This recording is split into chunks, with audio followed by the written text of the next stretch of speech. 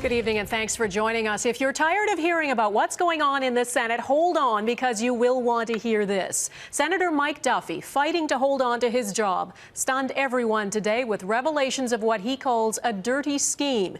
He said he wasn't paid off with just one check, but two.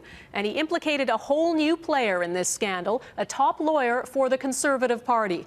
This time he brought along evidence he says proves it. Our coverage begins with Mike Couteur in Ottawa. Mike? Well, Donna, the last time Senator Mike Duffy was in the upper chamber, he dropped a series of political bombshells.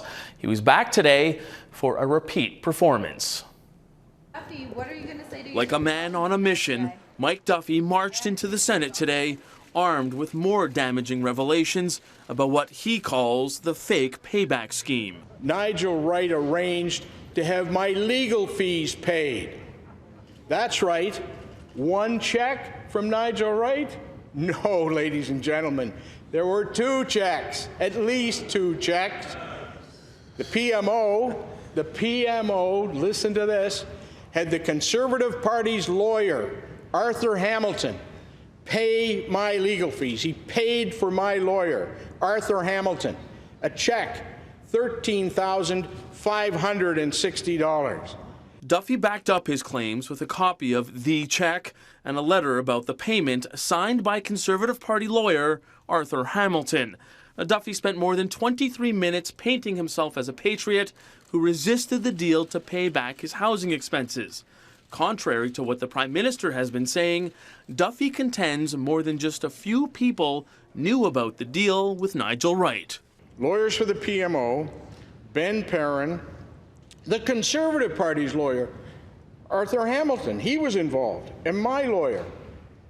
When you look at all those emails in that chain, it proves that this was a setup from the start, that I am innocent.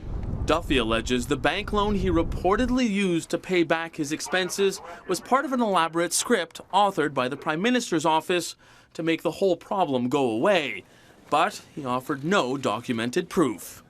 The millions of Canadians who voted for Prime Minister Harper and the thousands of Tories gathering in Calgary this week would be shocked to see how some of these people, some of these Tories, operate. They have no moral compass. Now, late today, the Conservative Party confirmed it did cover Duffy's legal expenses, as they say they normally do for members of its caucus. And you'll remember, Duffy was still a member of the party at the time of all of this.